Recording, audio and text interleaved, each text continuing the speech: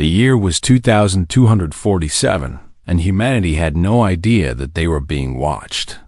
Far beyond the edge of their solar system, a fleet of alien ships had been studying Earth for almost a decade. The Galactic Council had discovered thousands of species across the stars, and humans were just the latest on their list. Ambassador Velkreth of the Sindari hegemony was in charge of this mission. He was a tall creature with gray skin and 4 arms. His species had been part of the Council for 6,000 years, and they had seen countless primitive worlds brought under Council control. Earth would be no different. The humans had only recently learned to travel between their own planets.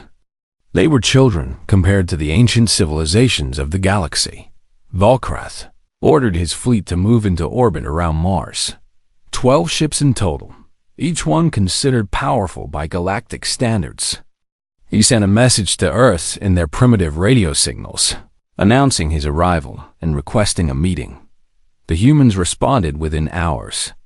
They would send a representative to discuss terms. Katie Morgan was 34 years old when she received orders to meet the aliens. She was a commander in the United Earth Navy, known for speaking her mind even when it got her in trouble. Her superiors chose her because she was smart, calm under pressure, and would not be easily intimidated. She took a small shuttle to the alien vessel and was escorted to a large meeting chamber. Velkreth waited for her there, surrounded by advisors from different species. Some looked almost human. Others were so strange that Katie had trouble looking at them directly. Velkreth spoke first. His translator device turned his words into English. He explained that the Galactic Council controlled most of the known galaxy. They had rules. They had order. Primitive species like humanity were expected to join the Council as tributaries. This meant giving up their weapons, accepting Council governors, and providing workers for Council projects. In return, humanity would receive protection and access to advanced technology. Eventually, after a few thousand years of good behavior, they might earn full membership. Katie listened to everything without interrupting. When Velkreth finished, she asked a simple question. What would happen if humanity refused? Velkreth seemed surprised that she even asked. He explained patiently that refusal was not really an option. The Council had thousands of warships. Humanity had perhaps 100. The outcome of any conflict was obvious. Surely the humans were smart enough to see this. Katie nodded slowly. She asked for 48 hours to consult with her government. This was standard procedure, and Velkreth agreed. He was confident. Every species asked for time to think. Every species eventually accepted. Katie returned to Earth and went straight to Naval Command. She met with Admiral Danny Cole, the commander of all human military forces. Danny was a large man in his 50s with gray hair and tired eyes. He had spent his whole career preparing for threats that never came. Now the biggest threat in history had arrived, and he felt strangely calm. Katie gave her report. The aliens were arrogant. They assumed humanity would surrender without a fight. They had not even tried to learn about human military capabilities. Their shields and weapons were designed for energy-based combat. They used lasers and plasma beams. Danny smiled when he heard this. Humanity had taken a different path. While other species had developed energy weapons, humans had perfected something much older. Kinetic weapons. Guns that fired solid projectiles at incredible speeds. Railguns that could accelerate metal slugs to a fraction of the speed of light. The Council had never faced anything like this. Their shields were meant to absorb and scatter energy.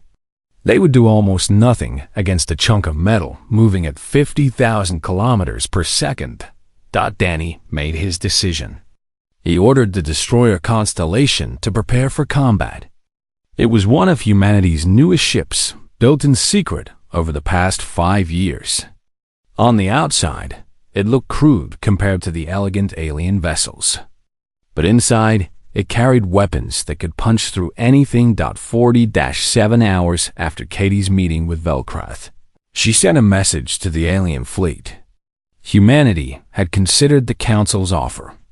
They were declining. Velkrath received the message with confusion. Declining? That was not how this worked. He began composing a response, explaining that humanity did not understand their situation. He never finished it. The constellation appeared from behind Earth's moon, moving fast. Its railguns were already charged. The first shot crossed the distance between the ships in less than a second. It hit Velkrath's flagship and went straight through, entering on one side and exiting on the other. The alien ship's shields did nothing. They were not designed for this. The second shot hit the ship's engine section. The third hit its weapons array. Within 30 seconds, the most powerful vessel in the Council fleet was a dead hulk drifting through space. The other alien ships tried to respond. They fired their weapons at the human destroyer, but the constellation was already moving, dodging and weaving in ways their targeting systems could not follow. Human pilots trained differently than Council species. They pushed their bodies and their ships to limits that others considered dangerous or insane. One by one, the Council ships died. Some tried to flee. The constellation hunted them down. The entire battle lasted 9 minutes. 12 alien warships destroyed. 0 human losses. Katie Morgan broadcast a final message to the survivors in escape pods.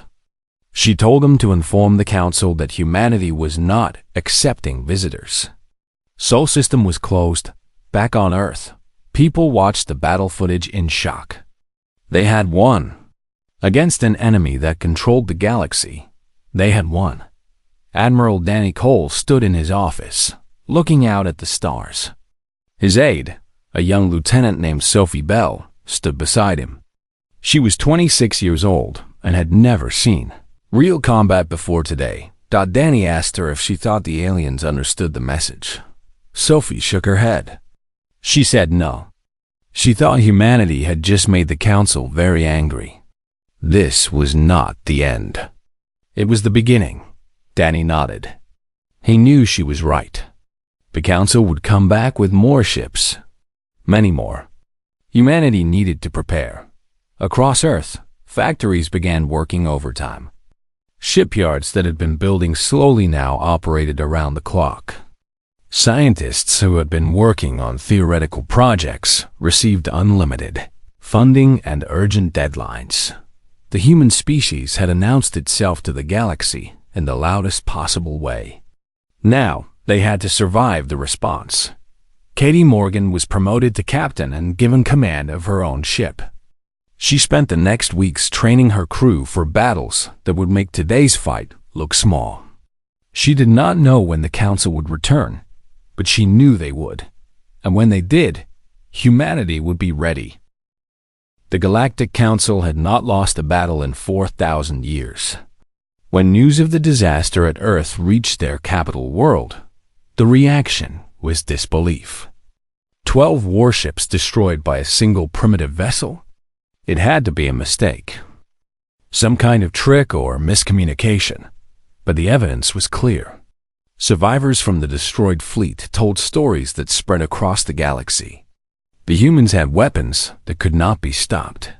Their ships moved in ways that defied normal combat. They fought without mercy and without fear. High Counselor Miravel called an emergency meeting of the Military Council. She was an ancient being, over 300 years old, with blue skin and eyes that had seen the rise and fall of countless worlds. In her long life, she had never faced a genuine threat to Council power. Now she did. Fleet Commander Tyrax was given the task of punishing humanity. He was the most decorated military leader in Council history, a warrior from a species bred for combat. His scales were dark red, and his teeth were sharp enough to tear through metal. He had conquered 47 worlds and never lost a single engagement. Tyrax assembled the largest invasion fleet ever created. 800 primary warships from 17 different species, 3,000 support vessels carrying soldiers, supplies, and repair equipment. The fleet was so large that it took 2 weeks just to organize it for travel. On Earth, human intelligence networks watched the buildup with growing alarm. Spy satellites hidden near Council space sent back images of the massive armada. Admiral Danny Cole looked at the numbers and felt the weight of them pressing down on him. 800 warships against humanity's fleet of 120. The math was not good, but Danny had not been idle. In the months since the first battle, humanity had transformed their solar system into a fortress. Railgun platforms were hidden everywhere. On asteroids, on the moons of Jupiter and Saturn, in the rings that circled the gas giants. Each platform was automated, capable of firing without human crews, able to hit targets millions of kilometers away. Lieutenant Commander Ben Hayes was stationed on Sentinel-7, one of the defense platforms orbiting near Mars. He was 31 years old. A calm man with a talent for staying focused when everything around him was chaos. His crew of 40 trusted him completely. When the Council fleet finally arrived, Ben was the first to see them. His sensor operator, a young woman named Megan Price, reported the contact count with a shaking voice. 3,800 vessels. More than 30 times the size of humanity's entire military. Men ordered the warning broadcast sent on all frequencies. The Council fleet had entered human space. They had 30 minutes to leave or face destruction. Fleet Commander Tyrax received the message and laughed. These humans were either brave or insane. Probably both. He ordered his fleet to continue advancing. They would crush this primitive species and make an example of them for the rest of the galaxy. The first Railgun slug hit Tyrax's lead destroyer without warning. It came from an asteroid that sensors had dismissed as debris. The shot punched through the ship's shields and tore out its reactor core. The destroyer exploded in a ball of fire that lit up the void. Then more shots came. From everywhere. The humans had hidden their weapons so well that even the most advanced Council sensors had missed them. Platforms opened fire from positions that seemed impossible. Slugs traveling at incredible speeds crossed millions of kilometers in seconds. Each hit destroyed or crippled a Council ship. Tyrax watched in horror as his fleet began to die. 200 ships destroyed in the first 10 minutes. His captain screamed for orders, but he had no orders to give. His entire military doctrine was useless here. Council fleets were designed to face other Council fleets. Organized formations. Energy weapons. Predictable patterns. The humans fought like nothing he had ever seen. On Sentinel-7, Ben Hayes directed fire with cold precision. His platform alone destroyed 15 enemy vessels before the Council forces even understood where the shots were coming from. Around him, his crew worked in focused silence. There was no panic. Only determination. Megan Price called out updates in a steady voice. Enemy ships destroyed. Enemy ships retreating. Enemy formation breaking apart. The Council fleet had been designed to overwhelm any enemy through sheer numbers. But numbers meant nothing when you could not find your enemy. Numbers meant nothing when every shot against you hit and every shot you fired missed. Tyrax finally gave the order to retreat. His remaining ships turned and fled. They're faster than light drives, pushing them away from this cursed system as fast as possible. They left behind the wreckage of nearly 300 warships and any illusion that the Council was invincible. Back on Earth, crowds gathered in the streets to celebrate. They had faced the largest fleet in galactic history and won. Human casualties were minimal. A few platforms damaged. No ships lost. It was a victory beyond anything they had dared to hope for. But Admiral Danny Cole did not celebrate. He sat in his office with Dr. Laura Bennett, the director of humanity's most secret research division.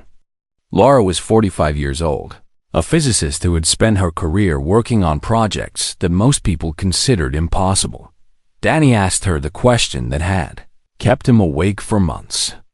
The Railguns had worked this time, but the Council would adapt. They would build new shields, new weapons, new tactics. Humanity needed something bigger, something that would change the rules of war completely. Laura nodded slowly. She had an idea. Her team had been working on a theoretical project for years. Instantaneous matter transport. Moving objects from one place to another without traveling through the space between. The physics said it should be possible, but they had never been able to make it work. Danny asked how long she needed. Laura said she did not know. Maybe years. Maybe forever. But if it worked, humanity would have a weapon that no one could defend against. Ships that could appear anywhere in the galaxy without warning. Soldiers that could strike and vanish before anyone knew they were there. Danny gave her everything she asked for. Unlimited funding. The best scientists from every nation. A new facility hidden in orbit where her team could work without interruption. The war was not over. It had barely begun. But humanity had bought themselves time, and they intended to use every second of it. In the ruins of the Council fleet, Tyrax drifted in an escape pod, waiting for rescue. He had never known defeat before. He had never felt fear like this. These humans were not like other primitive species. They did not surrender when they were outnumbered. They did not break when they faced impossible odds. They fought harder. Tyrax realized something that chilled him to his core. The Council had made a terrible mistake. They had awakened something dangerous, and now they would have to live with the consequences. The Galactic Council had ruled the stars for 8,000 years. In all that time, no enemy had ever attacked their territory. They had always been the aggressors, the conquerors, the ones who brought lesser species under their control. The idea that someone might strike at them was almost impossible to imagine. High Counselor Miravel sat in the Great Chamber on Nexus Prime, surrounded by representatives from 47 member species. They had gathered to discuss the human problem. 3 invasions had failed. 3 fleets had been destroyed. The military commanders who had promised easy victory were now silent, unable to explain how a primitive species had defeated them so completely. The debate went in circles. Some demanded more ships, more weapons, a force so overwhelming that no defense could stop it. Others suggested negotiation, offering the humans whatever they wanted in exchange for peace. A few even whispered about surrender. Though they were careful not to say that word out loud, nobody suggested the obvious truth: that the Council had already lost. General Marcus Webb stood in a briefing room on Earth, looking at a holographic map of the galaxy. Red dots marked Council military installations, shipyards, weapons factories, supply depots, command centers. There were hundreds of them, spread across thousands of light years. Marcus was 52 years old, a soldier who had spent his career preparing for wars he never expected to fight. Now he was about to launch the largest military operation in human history. Operation Doorstep would strike 16 targets simultaneously, demonstrating that humanity could reach anywhere in the galaxy at any time. His commanders listened as he explained the plan. They would not destroy the targets. That was important. They would disable them, show the Council what was possible, and then withdraw. The goal was not to start a war of extermination. The goal was to make the Council understand that continuing this conflict was pointless. Captain Sam Rodriguez led the assault team assigned to the Sindari shipyards. He was 35 years old, a career Marine who had grown up in a small town outside of Chicago. His team consisted of 40 soldiers, all volunteers, all aware that they were about to do something that had never been done before. The teleportation was instantaneous. One moment they were on a transport ship orbiting Earth. The next moment they were standing inside the Sindari shipyard, surrounded by half-constructed warships and alien workers who stared at them in complete shock. Sam gave his orders quickly. His team moved through the facility with practiced efficiency. They planted charges on every vessel under construction, disabled the station's weapon systems, and secured the command center. The alien defenders tried to respond, but they were too slow, too confused. They had never imagined that enemies could appear inside their defenses without warning. The entire operation took 11 minutes. When it was over, Sam's team teleported back to their transport ship, leaving behind a shipyard full of ruined warships and terrified aliens. Similar scenes played out across the galaxy. Human strike teams appeared on space stations, military bases, and government facilities. They accomplished their objectives and vanished before anyone could stop them. Not a single team was lost. Not a single civilian was harmed. On Nexus Prime, the reports arrived in real time. High Counselor Miravel watched her display in horror as one installation after another reported human contact. They were everywhere. How could they be everywhere? The humans had not just defeated the Council's fleets. They had made those fleets irrelevant. What good were thousands of warships when the enemy could simply appear wherever they wanted? Miravel made a decision that would have been unthinkable a year earlier. She ordered all Council forces to stand down. No more attacks on human space. No more threats.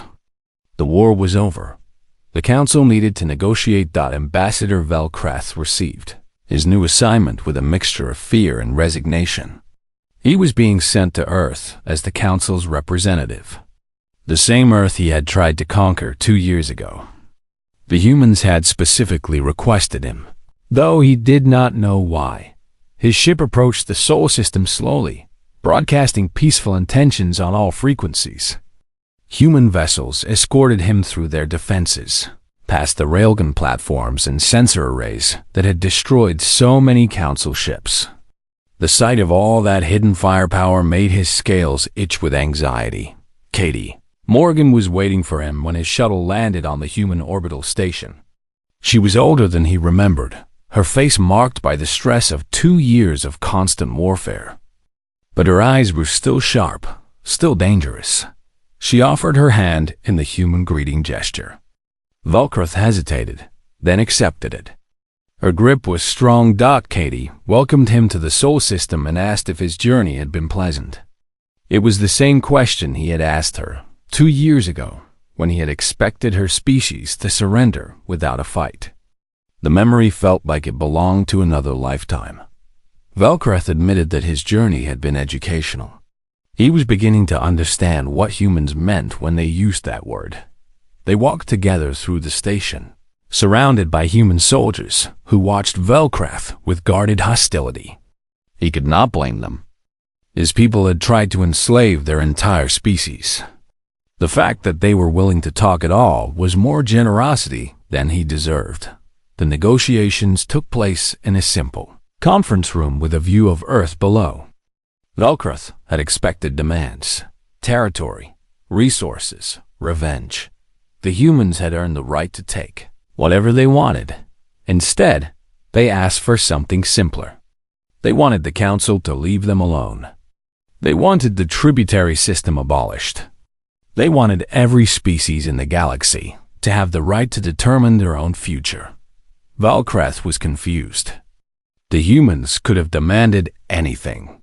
They could have broken the Council into pieces, claimed vast territories, made themselves rulers of half the galaxy.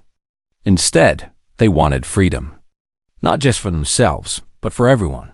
He asked Katie why. Why show mercy to enemies who had shown them none? Katie thought for a long moment before answering. She said that humanity had fought because they refused to be slaves. They did not fight to make slaves of others. Conquering the galaxy would make them no different from the Council.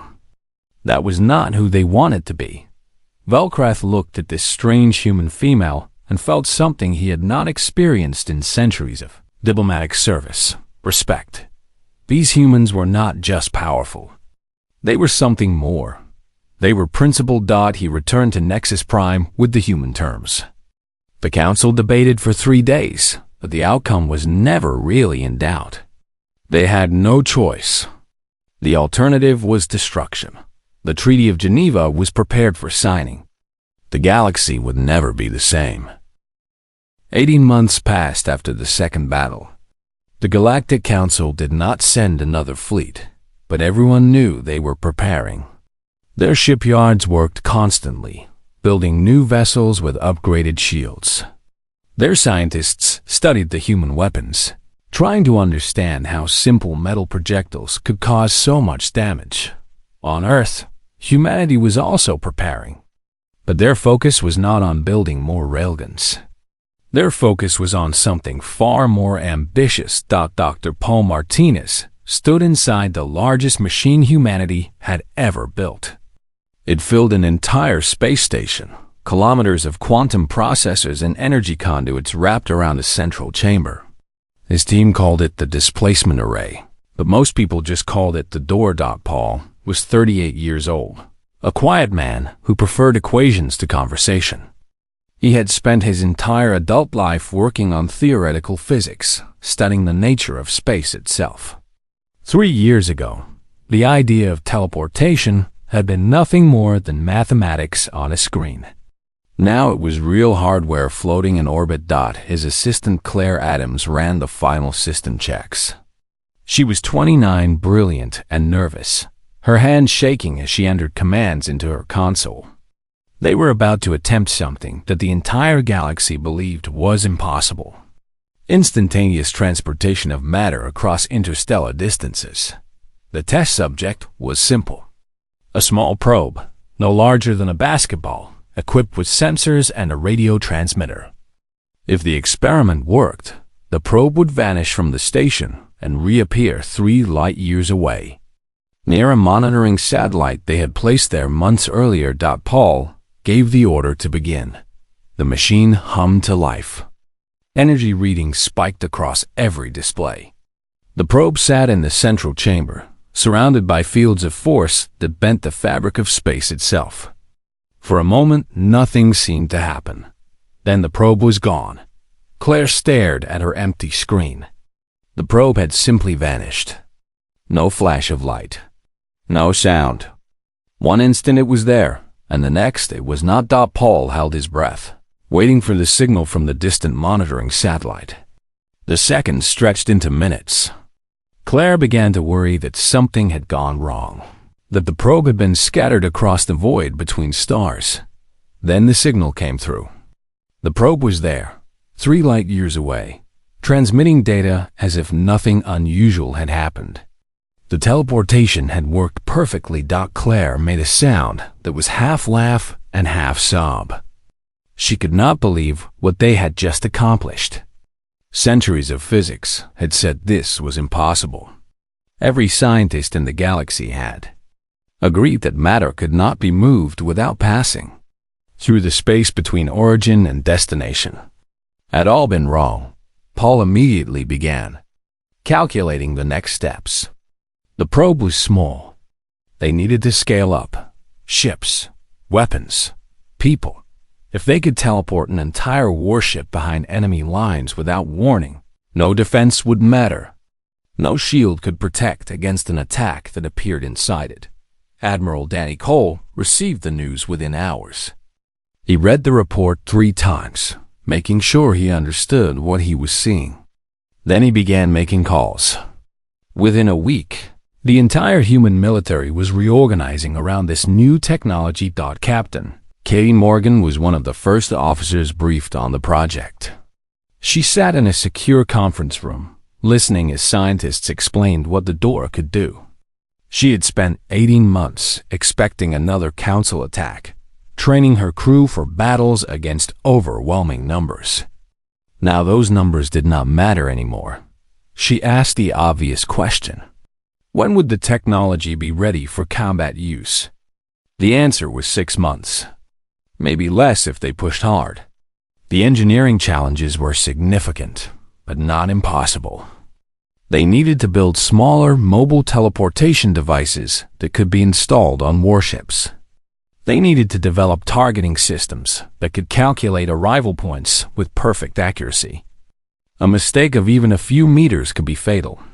Katie nodded slowly. She had spent her career fighting battles where the enemy could see her coming, where every advantage went to the side with more ships and bigger weapons. That world was about to end. The Council fleet returned 8 months later.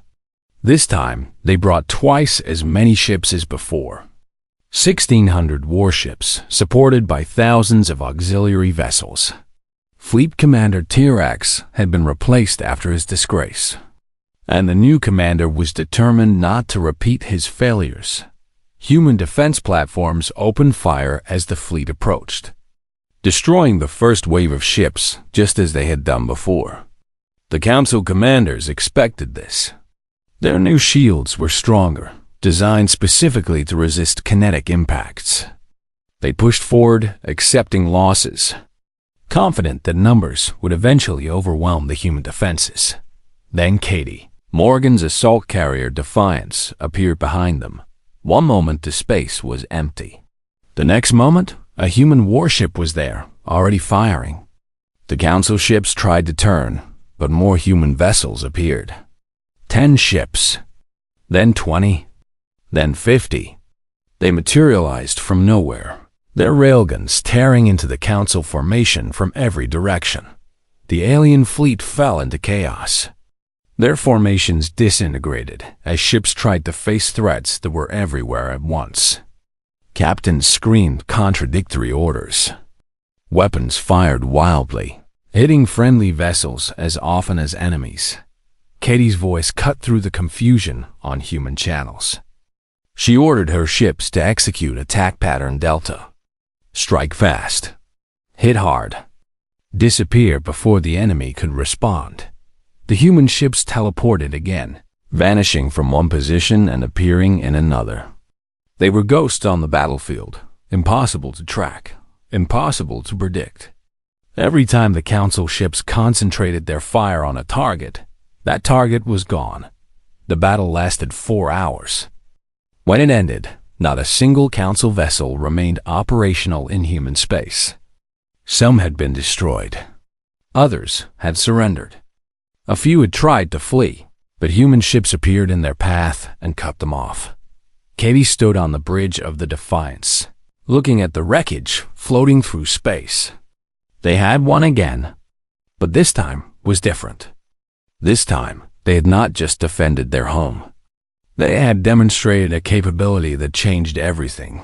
The Council controlled the galaxy through military power. They had the largest fleets, the most territory, the greatest resources. None of that mattered anymore.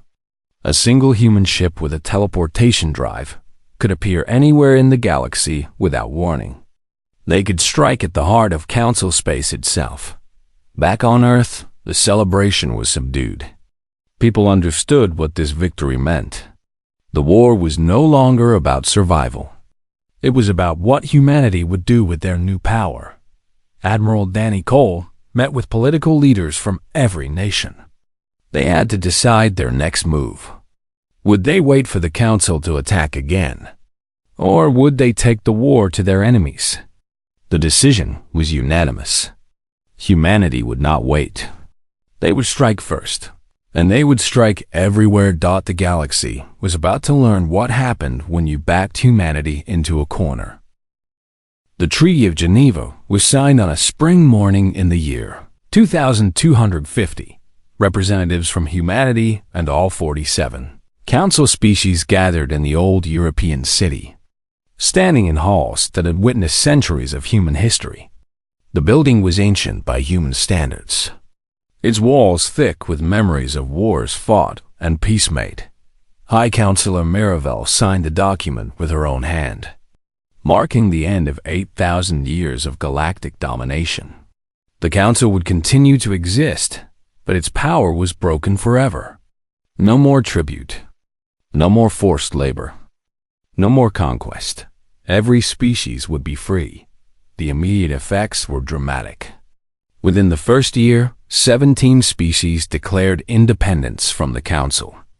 They had lived under the threat of military force for so long that they had forgotten what freedom felt like. Now, with humanity standing as proof that the Council could be challenged, they found their courage again. Admiral Danny Cole retired 3 months after the treaty was signed.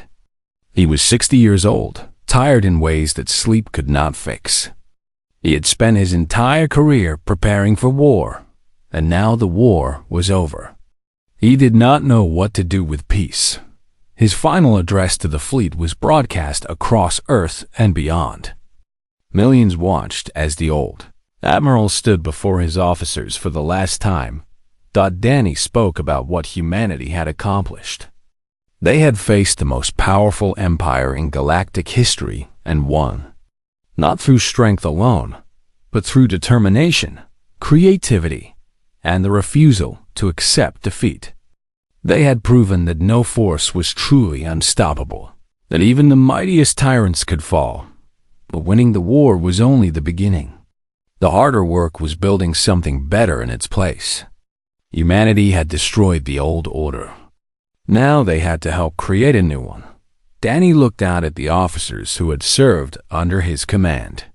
Young men and women who had risked their lives defending their home. He told them that the galaxy was watching. How humanity behaved in victory would define them more than how they had behaved in war. He asked them to be worthy of the sacrifice so many had made. Then he walked away from the podium.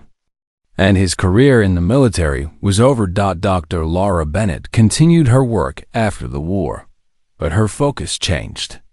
Instead of building weapons, she now led an international effort to share teleportation technology with humanity's new allies. The physics that had seemed impossible just 5 years ago was becoming the foundation of a new civilization. She trained scientists from a dozen different species, teaching them principles that their own researchers had declared could not exist. Some learned quickly.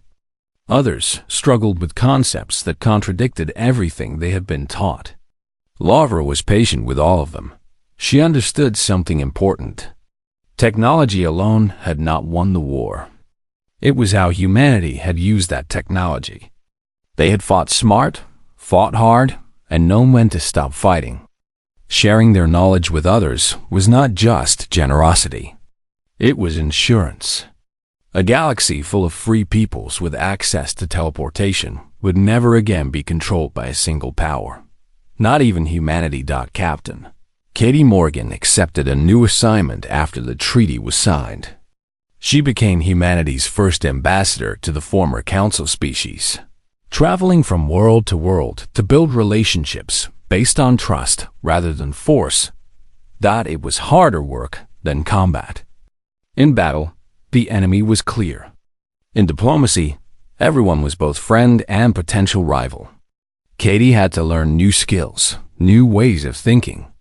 She missed the simplicity of her old life, but she understood why this mission mattered. She visited worlds that had been conquered by the Council centuries before humanity even discovered fire.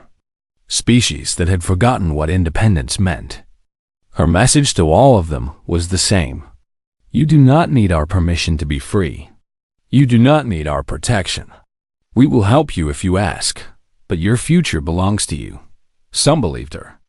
Others were suspicious, waiting for humanity to reveal its true intentions.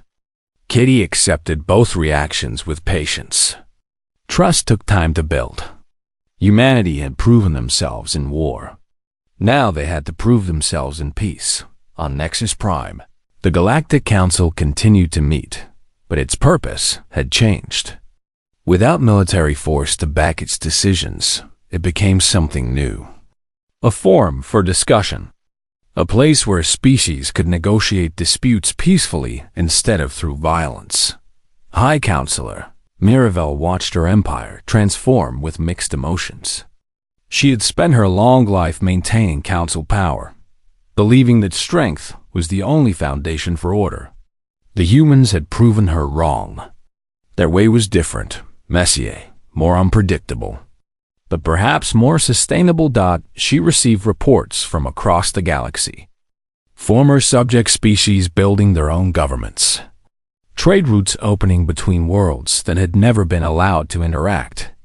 New alliances forming based on shared interests rather than shared fears. The old order was truly dead.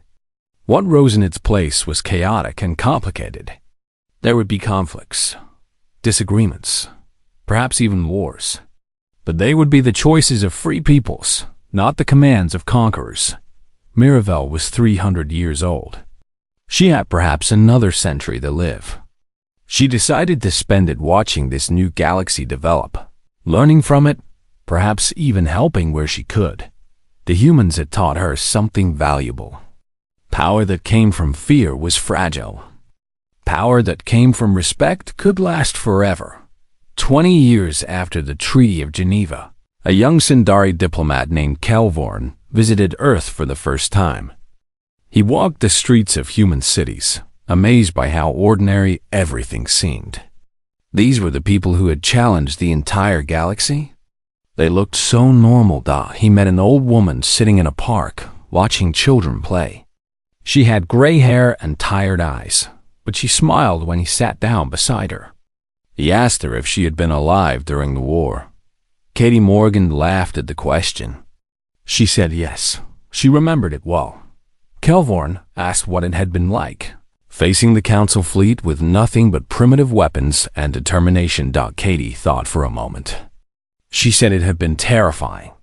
Every day, she had expected to die. Every battle, she had assumed would be her last.